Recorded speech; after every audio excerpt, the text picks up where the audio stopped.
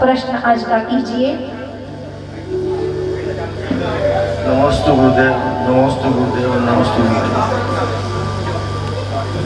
श्री मेरा प्रश्न ये है, राम लक्ष्मण सीता द्वारा किसका कुशल निवारण एवं उद्धार किया गया, आप हमें बताइए। नमस्ते नमस्ते नमस्ते।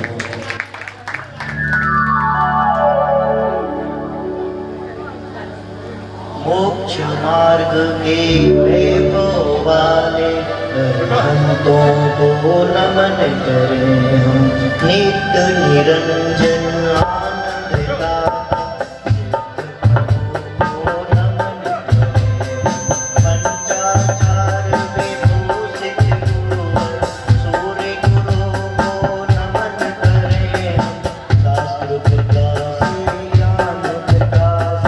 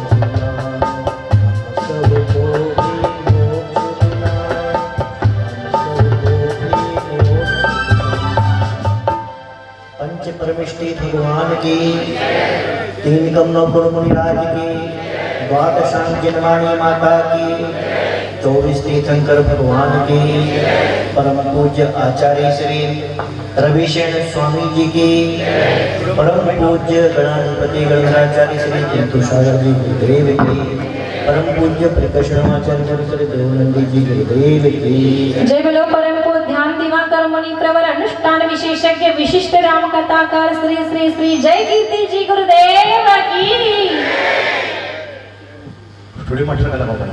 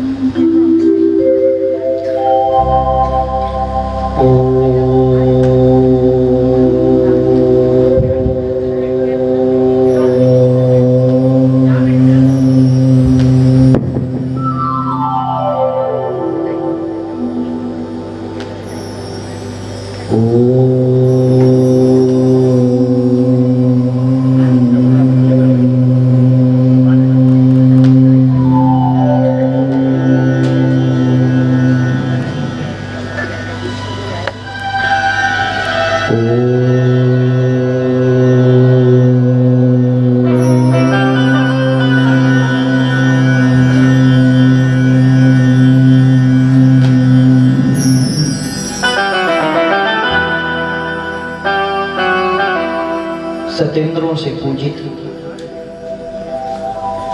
तीनों लोकों में मंगल स्वरूप, रत्नत्रय प्रदाता, समस्त विद्याओं के विधाता, सर्व शत्रु विजेता, सर्व सुख प्रदाता, समस्त सुर असुरों से पूजित, कल्याण रूप, धर्मोपदेश देने वाले, शांतिदायक, सज्जनों के स्वामी, जगत पूज्य, जगत गुरु श्री ऋषवाधि महावीर पर्यंत चतुर्विंशति तीर्थंकरों को अनंतों अनंतों बार नमस्कार करता हूँ, नमस्कार करता हूँ, नमस्कार करता हूँ।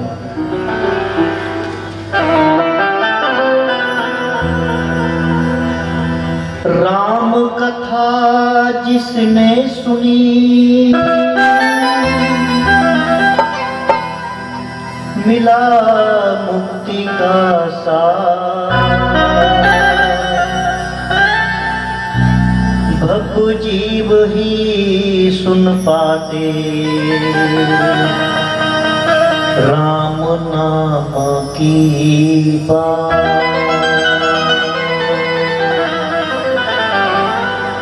आओ चले हम राम के पथ पर जीवन सफल बनाने।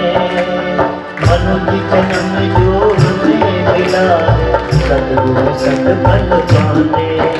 आओ चले हम राम के पथ पर जीवन सफल बनाने। मनुष्य जन्म जो हमें मिला है सद्गुरु सत्फल पाने। बोलो राम बोलो राम बोलो राम बोलो राम बोलो राम बोलो राम बोलो राम बोलो राम।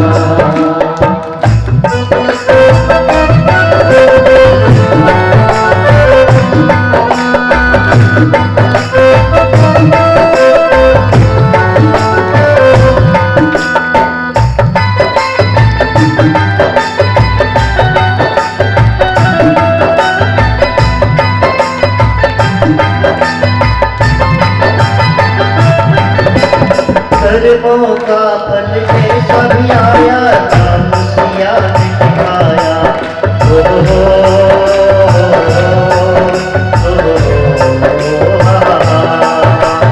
छोड़ा नहीं मेरी बोल घर में गीत ही गाया।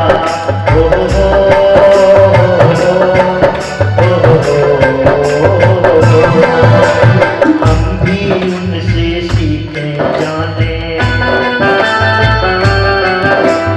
हम भी उनसे सीखे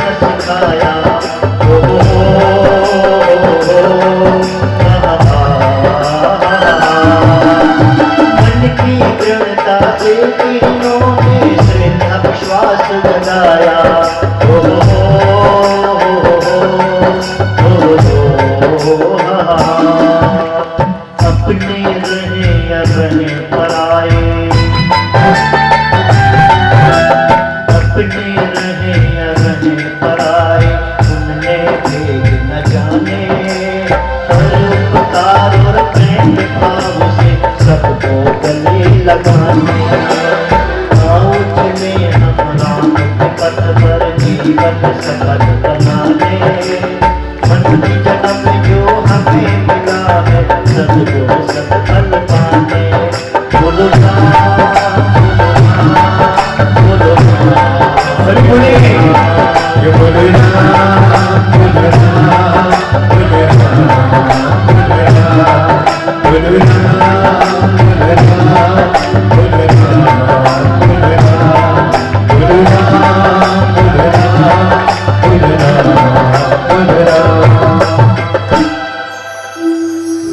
कपिल ब्राह्मण अपनी पत्नी को कहता है, यह अरहत नाम रसायन है, यह मुक्ति का धर्मायन है। ऐसा हमें अरहंतों से प्राप्त जैन शासन, जैन धर्म मुझे प्राप्त हुआ है। आज मेरा जीवन धन्य हो गया है। चलो हम तुम्हें भी ले चलते हैं। उसकी पत्नी कहती है, कहां ले चलते हो? मुझे कहां ले चलते हो? कपिल कहता है, जिस धर्म को मैंने स्वीकार किया है, चलो मेरे साथ, तुम भी उस धर्म को स्वीकार कर लो। आज्ञाकारिणी पत्नी ही धर्म पत्नी के पद को प्राप्त होती है, किंतु और परंतु में पत्नी अलग हो जाती है, धर्म अलग हो जाता है।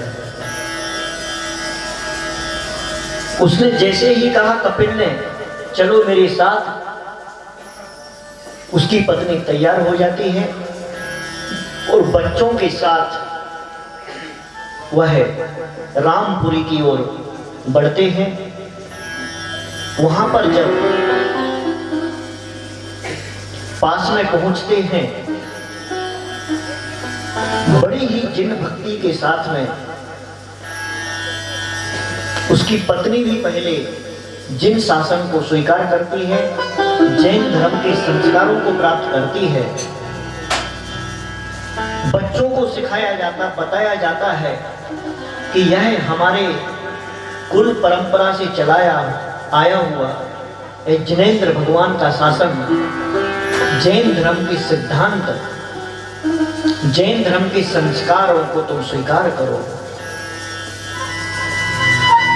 इसके पश्चात वह रामपुरी के महाद्वार में से अंदर प्रवेश करते हैं। दूर से कपिल बताता है कि कभी हम यहाँ पर लकड़ियां काटने के लिए आए थे और यहाँ पर घना जंगल और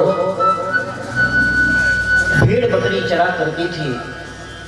आज उन महापुरुषों के पुण्य से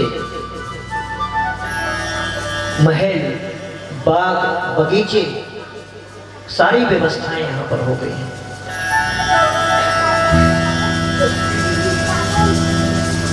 देखो कितना ऊंचा महल है, देखो ये पापिकाएं भरी हुई हैं, देखो ये फूलों का बगीचा लगा हुआ है, देखो कैसे यहाँ पर सेवक खड़े हुए हैं, किस प्रकार से यहाँ पर व्यवस्थाएं हैं।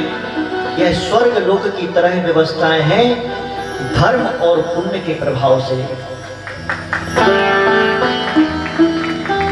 जीवन में ध्यान रखना कि अगर तुम्हें कुछ मिला है, अच्छा मिला है और अच्छा मिला है, तो कहीं ना कहीं वह धर्म और पुण्य का प्रभाव होता है। वह आगे बढ़ते हैं और आगे बढ़कर के मन में उसके बहुत विचार आता है कि राम इतने बड़े दानवीर हैं, राम से हमें बहुत कुछ प्राप्त होगा। ऐसी मनोकामना की सिद्धि के लिए और इसी मनोभाव को लेकर के वह आगे बढ़ता है। वह राजसभा की ओर बढ़ता है और तभी उसको दूर से आता हुआ लक्ष्मण दिख जाता है और लक्ष्मण को देख करके वो थर-थर कांपने लगता है। अरे बचना है, कहाँ छिपो, आ जाओ, वापस आ जाओ, अपन वापस चलते हैं। अगर प्राण बच गए तो चलो भागो यहाँ से, अब कहाँ छिप जाओ, छिपने की जगह नहीं है कहीं। अब यहाँ कौन बचाएगा मेरे लिए, ऐसा डरता है। और तभी राम की दृष्टि उस पर पड़ती है कि कोई अपने बच्चों के साथ और पत्नी के साथ यहाँ पर घबरा के भागने की कोशिश करता है। राम कहते हैं इधर आओ, डरो मत, क्या हुआ है। वह कहता है कि मैं वही कपिल ब्राह्मण हूं जिसने आपके साथ में आपको घर से निकाला था। मेरी दुर्बुद्धि हुई थी, मेरी दुर्मति हो गई थी, मैं आपसे क्षमा मांगने आया हूं, मुझसे बहुत बड़ा अपराध हो गया था, आप मुझे क्षमा कर दीजिए। और पैरों में गिर जाता है। राम कहते हैं कोई बात नहीं, उठो बैठो। और राम समझ जाते हैं उसके चेहरे से कि यह कुछ यहाँ पर पाने के लिए आया है। और राम जो होते हैं समझ जाते हैं कि कुछ पाने के लिए आया है और इसीलिए मैं इसको बहुत कुछ दूंगा। जो बहुत कुछ देने की भावना रखते हैं वो राम होते हैं। इसीलिए कहते हैं राम छवि अमिट बनी मन में चिरकाल से, दिल में तुम ढूंढो उन्हें मिल जाए लाल से। बोलो राम बोलो राम बोलो राम बोलो राम बोलो राम बोलो राम बोलो राम बोलो राम। राम छवि अमिट बनी मन में चिरकाल से, दिल में तुम ढूंढो उन्हें मिल जाए लाल से। बोलो राम बोलो राम बोलो राम बोलो राम बोलो राम बोलो राम बोलो राम बोलो राम। अपकार के बदले में जो उपकार कर दे उसका नाम है राम। जो अपकारी के ऊपर भी उपकार करने का भाव और मन रखता है उसका नाम है राम। राम उस गरीब ब्राह्मण के लिए महल, धन, रथ और संपत्तियां दे देते हैं कि जाओ आनंद पूर्वक रहो, धर्म पूर्वक रहो, खुश रहो। इस प्रकार से राम के व्यवहार को देख करके, इस प्रकार के राम के दान और धन को देख करके वह कपिल ब्राह्मण मन ही मन में बहुत लज्जित होता है। बहुत उसको लज्जा आती है, बड़ा पश्चाताप होता है कि देखो मैंने किसके प्रति क्या भाव किया था और इन्होंने मेरे प्रति क्या भाव किया है। इनकी उदारता और मेरी तुच्छता, मेरी कैसी तुच्छ मानसिकता थी और इनकी कैसी उच्च मानसिकता है। इसे देखकर उसका हृदय द्रवीभूत हो जाता है। घर आता है वापस, पूरा नगर, पूरा गांव देख करके अचंभित और आश्चर्यचकित होता है कि जिस व्यक्ति को इसने घर से निकाला था उन्होंने इतना बड़ा इसका उपकार किया है। चर्चा होती है गांव में। कुछ दिन कपिल ब्राह्मण सोचता है राम ने मेरा उपकार किया है, मैं क्या कर सकता हूं। चिंतन और विचार करता है, तब उसे समझ में आता है यह जैन शासन और जैन धर्म मुझे प्राप्त हुआ है, अब इसी के माध्यम से मैं अपनी आत्मा का कल्याण करूंगा। वह पत्नी और बच्चों को समझाता है और समझा करके जिन दीक्षा को ग्रहण करके उन्हीं पद को प्राप्त कर लेता है। इस कपिल ब्राह्मण के चरित्र को सुनने का फल कितना है? 1000 उपवास के बराबर फल मिलता है। सिर्फ कपिल ब्राह्मण के इस चरित्र को सुनने का फल है।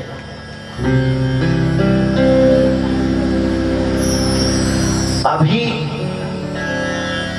देखिए, जिसके पास में पुण्य होता है, जो पुण्यशाली जीव होते हैं, उनके लिए सब अपने आप हाथों में आ जाता है, सब कुछ हाथों में मिल जाता है।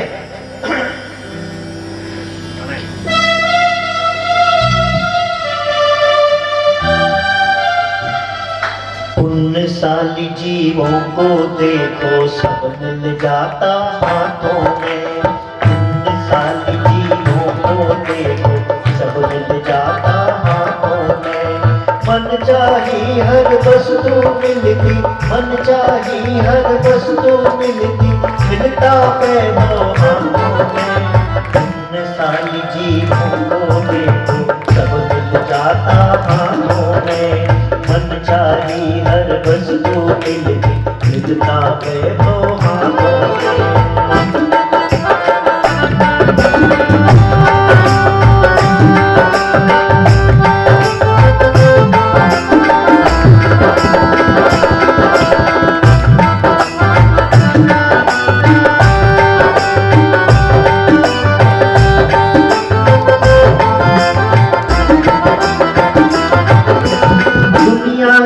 सब भोग भी मिलते और विजय मिल जाती है।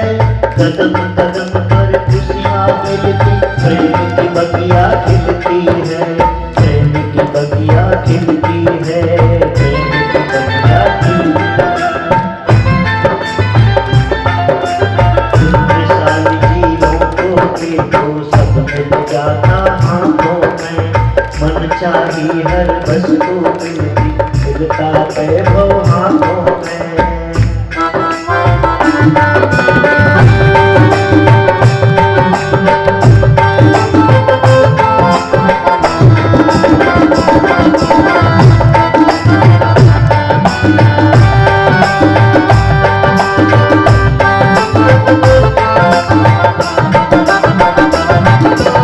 जिनवर के उत्कृष्ट धर्म को जो भी पालन करता है, अंधकार को दूर भगाकर उज्जवल फ्यूचर करता है। उज्जवल फ्यूचर करता है, उज्जवल फ्यूचर करता है। पुण्यशाली जीवों को देखो सब मिल जाता हाथों में। मन चाही हर वस्तु मिलती, इन पथ पर चल कर ये प्राणी कृष्ण मुक्त हो जाता है। परोपकार और दया भाव से शांति सुरक्षा पाता है। शांति सुरक्षा पाता है, शांति सुरक्षा पाता है। पुण्यशाली जीवों को देखो सब मिल जाता हाथों में। पुण्यशाली जीवों को देखो सब मिल जाता हाथों में। मन चाही हर वस्तु मिलती, मन चाही हर वस्तु मिलती, मिलता वैभव हाथों में। पुण्यशाली जीवों को देखो सब मिल जाता हाथों में। पुण्यशाली जीवों को देखो सब मिल जाता हाथों में।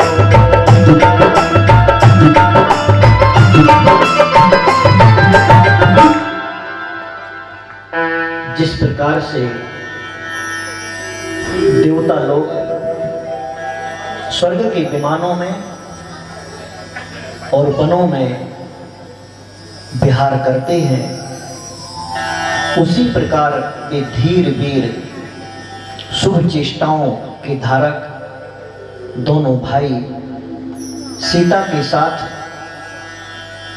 वंशस्तुति नगर पहुंचते हैं। उस नगर के वंशधर पर्वत पर देखा कि प्रजा के लोग नगर से निकल करके घबराए हुए कहीं भाग रहे हैं। राम पूछते हैं, अरे भाई तुम लोग नगर उधर है और तुम इधर कैसे भाग रहे हो, क्या हुआ है? लोग कहते हैं रुको रुको, हमें जाने दो जाने दो जाने दो। राम बोलते भाई बताओ तो आखिर हुआ क्या है? हमें नगर का रास्ता इधर बताया है और तुम सब इधर भाग रहे हो, क्या बात है, क्या हुआ है? तब एक व्यक्ति रुक करके बोलता है, अरे स्वामी तुम्हें क्या बताएं, आप कोई परदेसी हो क्या? आप कोई परदेश से आए हो क्या? राम कहते हाँ हम परदेसी हैं, परंतु आखिर बच्चों को लेकर सामान लेकर के शाम का समय है, शाम के समय नगरों में लोग आते हैं, तुम लोग ऐसे कैसे एकदम बदहवास होकर के घबरा करके भाग रहे हो? अरे भाई बातें मत करो। लोग कहते हैं वहां पर, अरे बातें मत करो, हमको छोड़ दो, हमको जाने दो, यहाँ पर अभी बड़ा संकट आया है। लक्ष्मण पूछते कौन सा संकट आया है? लोग कहते हैं 3 दिन से रोज रात में यहाँ पर्वत के ऊपर भयानक आवाज आती है, उस आवाज से कान फटे जाते हैं, सिर चकरा जाता है, डर के कारण थर थर धरती कांपती है, इतनी तेज आवाजें आती हैं। उन आवाजों से हमारे घर के बर्तन गिरने लगते हैं, दरवाजे टूटने लगते हैं। सीता कहती है चलो चलो जल्दी चलो, यहां से यहां रुको मत। राम कहते रुको रुको, सुनो पूरी बात क्या है। लक्ष्मण कहते हैं भाई कुछ भी हो, आज हम सब इस अनोखे दृश्य को सुनेंगे, देखेंगे यहाँ क्या हो रहा है, चलो हम भी सुन करके आवाज सुनेंगे। सीता कहती अरे ये सब लोग इधर जा रहे हैं और आप ऐसा क्यों कह रहे हैं? राम कहते हैं हम तुम्हारे साथ में हैं, कुछ ना कुछ जरूर क्या हो रहा है जाकर के हम देखते हैं। और तीनों जाकर के उस वंशधर पर्वत पर जाते हैं, वहां पर जाकर के देखते हैं 2 मुनिराज ध्यान में लीन खड़े हुए हैं, स्तंभ की तरह अडिग अडोल अकंप ध्यान में लीन, उस परम विद्रा की मुद्रा को देख करके सबके मन हर्षित हो जाते हैं। परंतु तभी देखते हैं उनके चरणों में सांप बिच्छू रेंग रहे हैं, सांप फुंकार भर रहे हैं, इतने बिच्छुओं का ढेर लगा है, काले काले नाग अजगर भरे पड़े हैं। तभी राम लक्ष्मण निडर होकर के आगे बढ़ते हैं और अपने तीर से उन्हें आराम से उठा करके उन सबको दूर करते हैं, उन सबको हटाते हैं। और हटाने के बाद सीता झरने का जल लाती है और झरने के जल को ला करके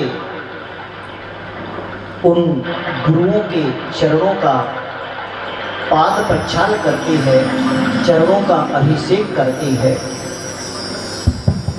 और गुरुवर को मैं पाव पकारू जीवन धन्य हुआ रे, गुरुवर के मैं पाव पकारू जीवन धन्य हुआ रे, गुरुवर के चरणों को धोकर भावी धन्य हुआ रे, गुरुवर के चरणों को धोकर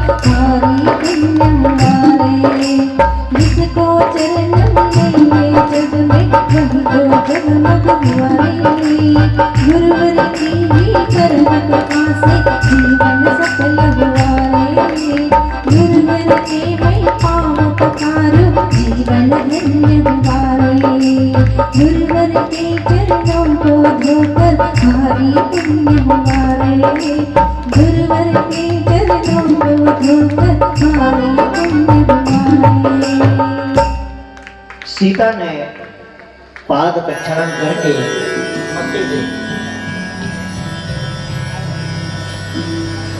चंदन से लिप्त किया। जो पैरों में घाव हो गए थे उन्हें चंदन से लिप्त किया और भक्ति पूर्वक वंदना की। वहीं से उत्पन्न हुए पुष्पों से पूजा की। राम ने बीड़ा बजाई और लक्ष्मण ने स्तुति की और सीता ने नृत्य किया।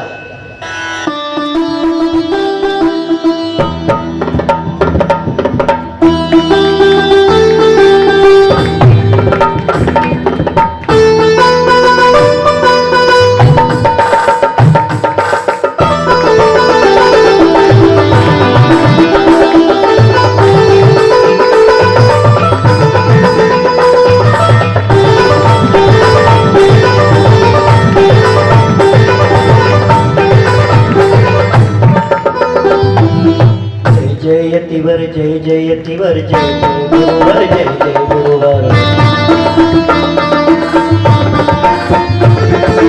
जय योगीश्वर जय ध्यानेश्वर जय ज्ञानेश्वर जय तीर्थेश्वर। जय योगेश्वर जय ध्यानेश्वर जय ज्ञानेश्वर जय जयेश्वर। जय जय यतिवर जय जय गुरुवर जय जय यतिवर जय जय गुरुवर। जय धर्मेश्वर जय जिनेश्वर जय परमेश्वर जय वीरेश्वर। जय धर्मेश्वर जय जिनेश्वर जय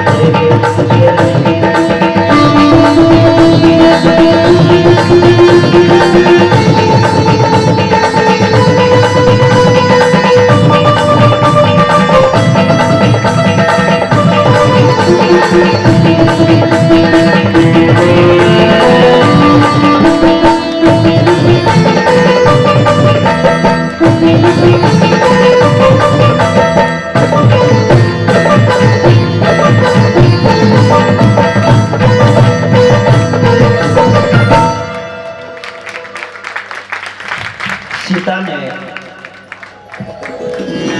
उस वंशधर पर्वत के ऊपर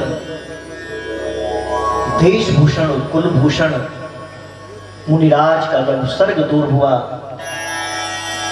पाद प्रक्षालन करने के बाद, चंदन से लिप्त करने के बाद पुष्पों से पूजा की और उसके बाद में अपनी भक्ति को प्रकट किया।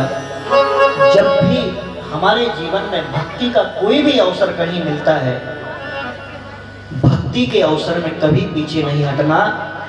भुक्ति का अवसर तुम्हें कदम कदम पर मिलता रहेगा। जो भक्ति के अवसर में पीछे नहीं हटता उसे भुक्ति दिल खोल करके सामने खड़े रहती है। तुम अगर भगवान के सामने, गुरु के सामने, जिनवाणी के सामने नाचोगे, संसार में तुमको नाचना नहीं पड़ेगा। तुम अगर भगवान के सामने गाओगे, संसार के सामने तुम्हें गाना नहीं पड़ेगा। अगर भगवान के सामने तुम गुनगुनाओगे, संसार के सामने तुम्हें गुनगुनाने की जरूरत नहीं पड़ेगी। भक्ति को कभी भी नहीं छोड़ना। आपको कभी भी ऐसा लगता है ये भक्ति करने का अवसर मुझे प्राप्त हुआ है, ये समझने का कि मेरे जीवन का एक बहुत बड़ा अवसर मुझे प्राप्त हुआ है।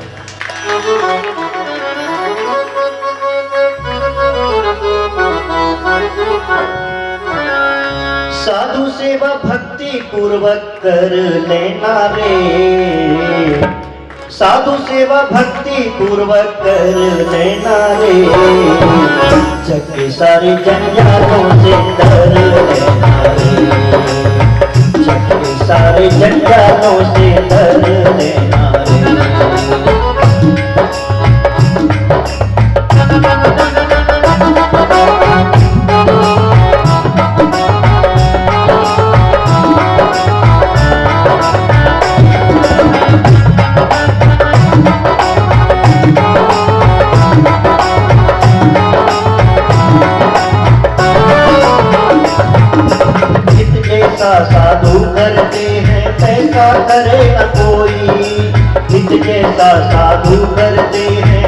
सेवा करे न कोई।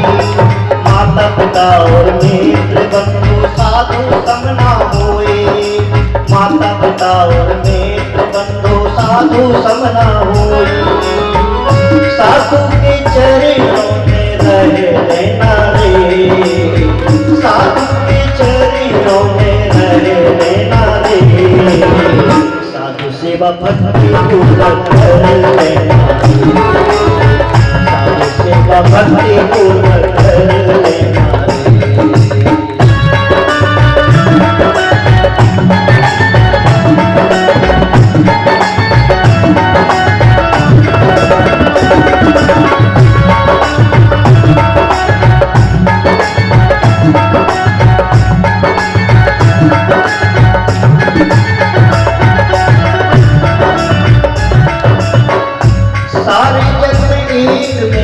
साधु सहाई होई। सारे जग में एक मेरे साधु सहाई होई। साधु संगति से बढ़ती है जीवों की पुण्याई। साधु संगति से बढ़ती है जीवों की पुण्याई। साधु के चरणों में रहे रहना रे।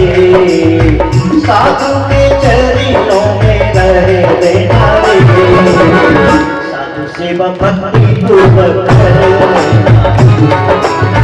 साधु सेवा भक्ति पूर्वक कर लेना।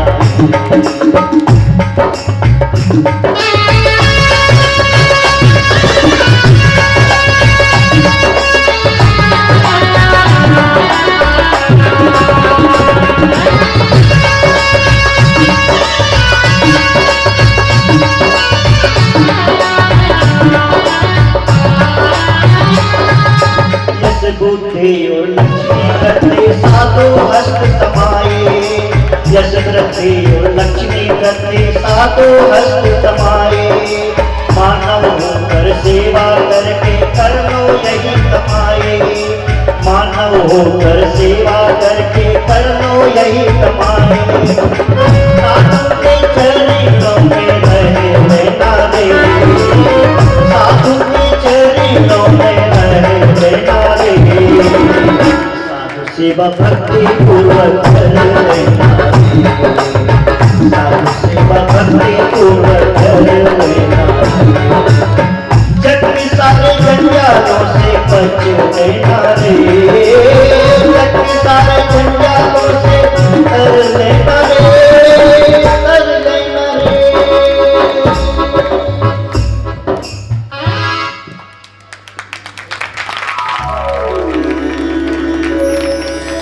साधु की सेवा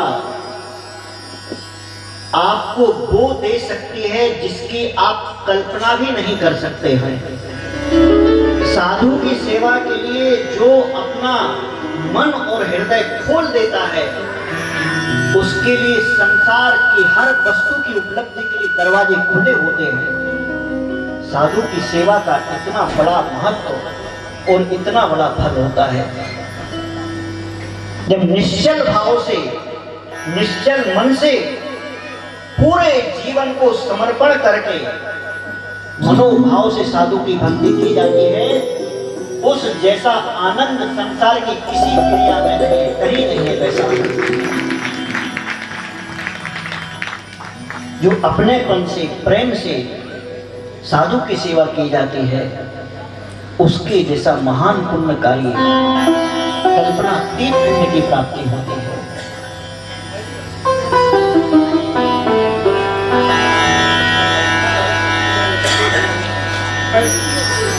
तभी वहां पर अचानक उसी जगह जहां पर यह उपसर्ग दूर हुआ था,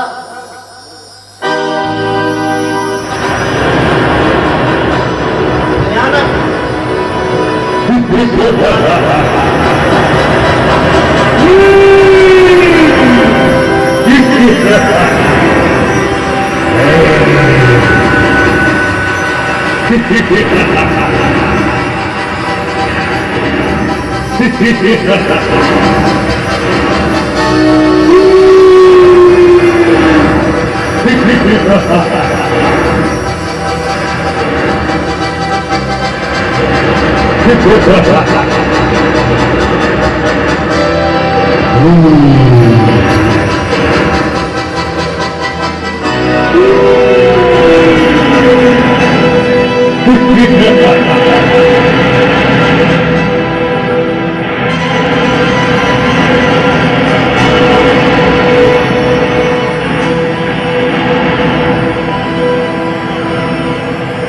भयानक राक्षसों के झुंड वहां प्रकट हो जाते हैं,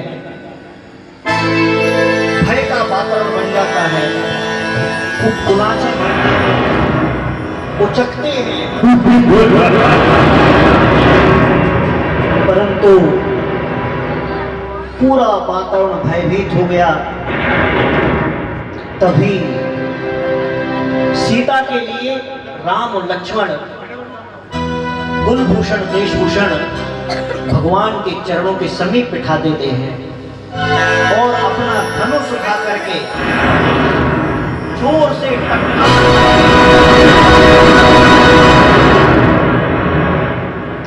उस धनुष की टंकार को सुन करके जितने भूत प्रेत पलीत उचक रहे थे बेसमी हाथ जोड़ करके वहां पर बैठ जाते हैं, विनम्र हो जाते हैं, भय का वातावरण दूर हो जाता है, अत्यंत शांति निर्मलता आ जाती है वातावरण में। और तभी निराकुल वातावरण में सारे जो भी उपद्रवी जीव थे वो सब दूर हो जाते घबरा करके। जो अग्निप्रभ नाम का जो देव था वो भाग जाता है वहां से,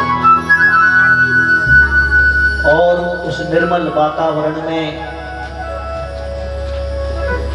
उसी क्षण दोनों मुनियों को एक साथ केवल ज्ञान उत्पन्न हो जाता है।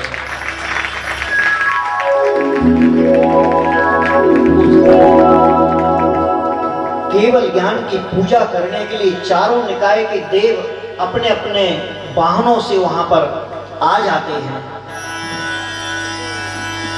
और उस गंध कुटी में बैठ जाते हैं विनम्रता पूर्वक।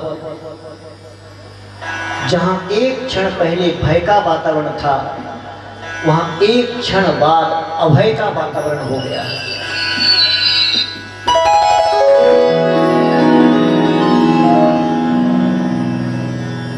उन केवली भगवानों को उत्तम उत्तम सिंहासनों पर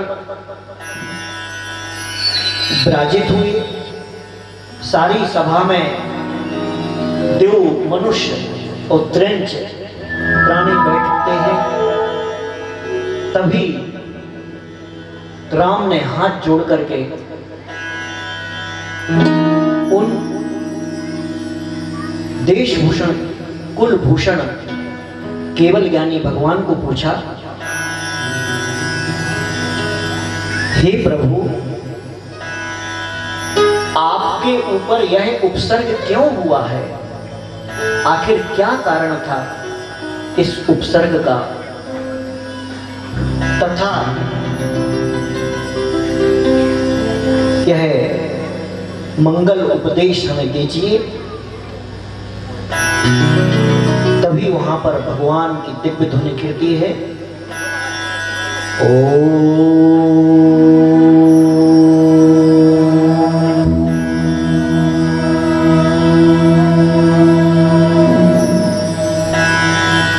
भगवान कहते हैं, सिद्धार्थ नगर के राजा क्षेमंकर की रानी विमला महादेवी के 2 पुत्र हुए, देशभूषण और कुलभूषण। जब वह बालक विद्या प्राप्ति के योग्य होते हैं, क्रीड़ा में लीन थे, तभी वहां पर उस नगर में एक दिन भ्रमण करते हुए एक महाविद्वान सागर सेन नाम के महाविद्वान पधारे। राजा ने उन बालकों को शस्त्र विद्या, शास्त्र विद्या और अनेक प्रकार की कलाएं सीखने के लिए उन्हें सौंप दिया। दोनों का विद्या ग्रहण करने में ऐसा मन लगा, वो ऐसे लीन हुए कि वह अपने परिवार के लोगों को ही भूल गए। उन्हें मालूम नहीं था कि मेरे परिवार के व्यक्ति कौन हैं। पूरी तरह से दिन रात सिर्फ उन्हें एक ही काम था, अनेक प्रकार की कलाएं और विद्याओं को सीखना। एक बार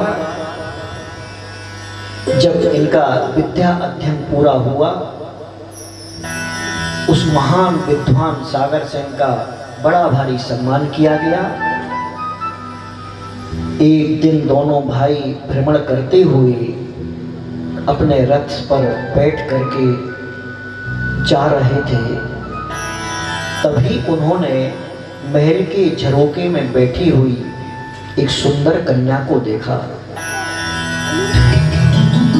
उस सुंदर कन्या को देख करके दोनों अवाक रह जाते हैं।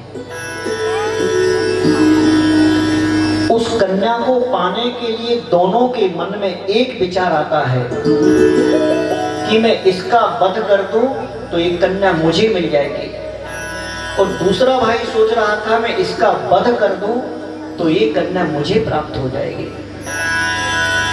ऐसा विचार करते करते वह बढ़ रहे थे, उस कन्या को एक टक होकर के निहार रहे थे। तभी एक गीत बजता है। उस गीत के माध्यम से, उस गीत को सुनकर के उन्हें मालूम चलता है कि मैं जिसे पाना चाहता हूं वह तो हमारी सगी बहन है।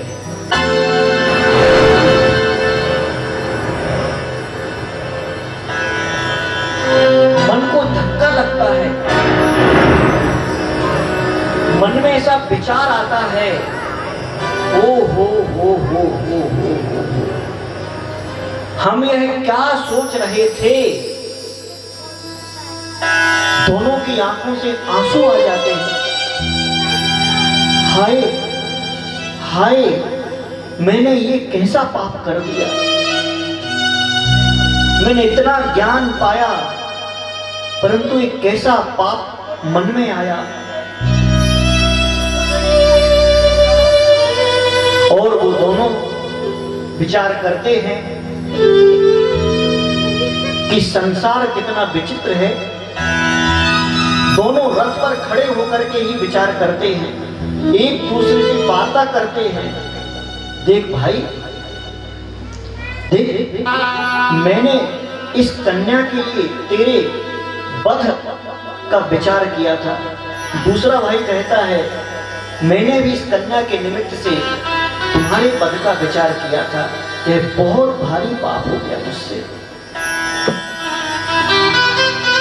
कैसा विचित्र है संसार। जन्म जन्मांतरों के कैसे रिश्ते होते हैं, जन्म जन्मांतरों का कैसा कर्म होता है। यह भ्रम हमारे संसार का कारण है, और यही भ्रम हम पाले हुए हैं। हमें भाई अब अपने बारे में विचार करना होगा, इस संसार की नश्वरता को छोड़ना होगा। दोनों भाई कहते हैं, हाँ, इस संसार की दशा को हमने अपनी आंखों से देख लिया। यह मोह हमें संसार में बांध के रखा है, इस मोह को तोड़ना होगा। चलो भाई, अब क्या किया जाए। देशभूषण कहते हैं, मोह को छोड़ने का एकमात्र मार्ग है जिनेंद्र भगवान का बताया हुआ जिन दीक्षा का मार्ग। कुलभूषण कहते हैं, हाँ भाई, इस संसार की विचित्रता को मैंने देख लिया है, अनुभव किया है। अब भाई हम भी इस मोह को छोड़ देंगे। चलो भाई, अपन मिलकर के दीक्षा लेते हैं, क्योंकि विषय वासना को कितना भी भोगा जाए, विषय वासना को कितना भी पा लिया जाए, अंत में वह दुख देती है। इस दुख को समूल नष्ट करने के लिए अब हम अपने पथ को बदल देंगे। कैसी गलत धारणा हमारी थी, किसके प्रति हमारी गलत धारणा थी, और गलत धारणा अब अगर हमारी दूर हुई है तो अब हमें इस संसार को छोड़ देना और दोनों भाई मिलकर के महल की ओर ना जाकर के अपने रथ को मोड़ देते हैं और वन की ओर चले जाते हैं और अपने आप को धिक्कारते हैं, पश्चाताप करते हैं और जाकर के और दिगंबर जैन दीक्षा को धारण कर लेते हैं, मुनि बन जाते हैं।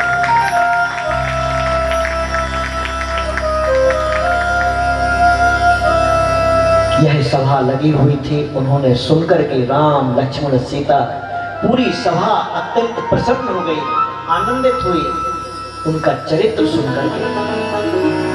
तभी वहां पर राम के पास आकर के एक गरुणेंद्र महालोचन नाम के देव आते हैं और वह कहते हैं, राम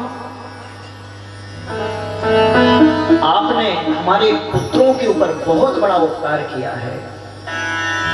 राम कहते हैं, आप देव हैं और आप कह रहे हैं ये हमारे पुत्र हैं और उपकार किया है। तब वह गरुणेंद्र महालोचन कहता है कि पूर्व कई जन्मों में ये हमारे पुत्र रहे हैं और हम आज भी इनको उसी दृष्टि से हमने देखा है आज तक, ये हमारे पुत्र ही हैं। आपने हमारे पुत्रों पर बहुत बड़ा उपकार किया है। इस पूर्व जन्म के बैर के कारण अग्निप्रभ नाम के देव ने इनके ऊपर उपसर किया था, अब वह भी शांत हो गया है। अभी आपने हमारे पुत्रों की सेवा की है, आपको जो रुचता हो आप मांग लो। तब राम कहते हैं, राम कौन थे मालूम आपको? राम समय सूचक थे। राम कौन थे? समय सूचक, समय के सूचक, समय के हिसाब से काम करना। इसलिए उनको कहते हैं, राम छवि अमिट बनी मन में चिरकाल से, दिल में तुम ढूंढो उन्हें मिट जाए लाल से। बोलो राम, बोलो राम, बोलो राम, बोलो राम, बोलो राम, बोलो राम, बोलो राम। राम छवि अमिट बनी मन में चिरकाल से, दिल में तुम ढूंढो उन्हें मिट जाए लाल से।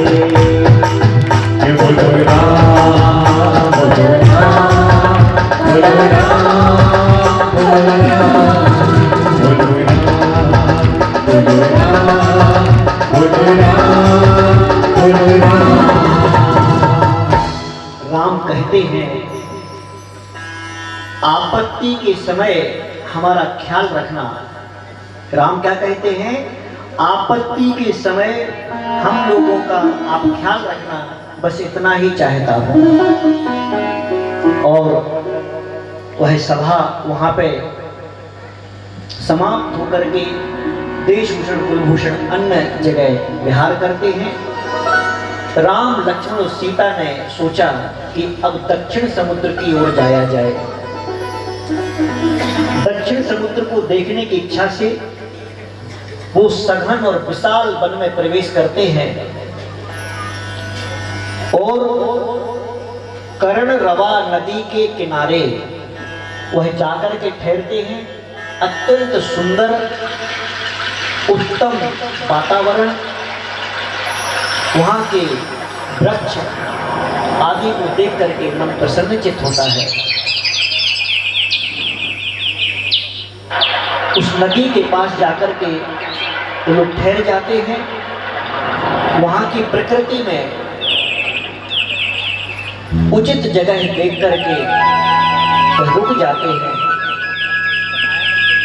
वहां पर लक्ष्मण मिट्टी, दोने और लकड़ी के बर्तन तैयार करते हैं।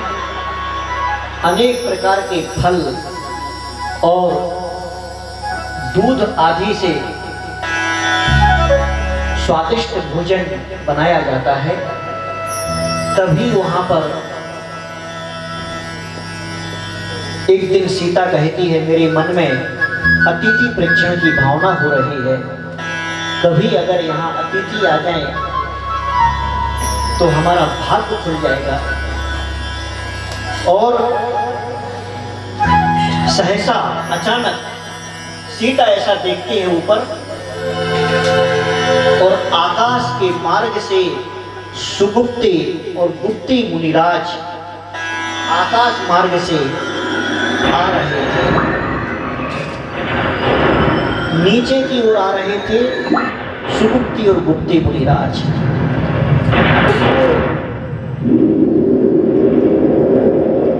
वे मुनिराज 3 ज्ञान के धारी थे, मति श्रुत और अवधि ज्ञान के धारण करने वाले थे, और उन्होंने नियम लिया था कि अगर वन में आहार मिलेगा तो लूंगा।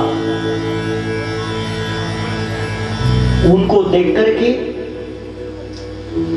सीता रोमांचित हो जाती है, प्रसन्नचित हो जाती है, और सीता राम को कहती है, देखो देखो देखो मुनिराज आ रहे हैं, देखो स्वामी। राम कहते, कहाँ है मुनिराज, कहाँ है? यहाँ तो नहीं दिख रहे मुनिराज। सीता, अरे स्वामी वो देखो, वो वहां से आ रहे हैं ना, ऊपर से, वो देखो देखो। अरे कहाँ कहाँ कहाँ? सीता बोलती, देखो देखो देखो, यहाँ यहाँ वो आ रहे हैं। और राम लक्ष्मण और सीता तीनों हाथ जोड़ करके खड़े हो जाते हैं, भाव में विभोर हो जाते हैं। मुनि पधार रहे हैं, तभी वहां पर उसी समय सीता मुनिराज का परगाहन करती है। हे स्वामी नमोस्तु नमोस्तु नमोस्तु, अत्र अत्र अत्र तिष्ठो तिष्ठो तिष्ठो, आहार जल शुद्ध है, नमोस्तु नमोस्तु नमोस्तु। आइए इस उच्चासन पर विराजमान हो जाइए। नमोस्तु स्वामी नमोस्तु स्वामी नमोस्तु।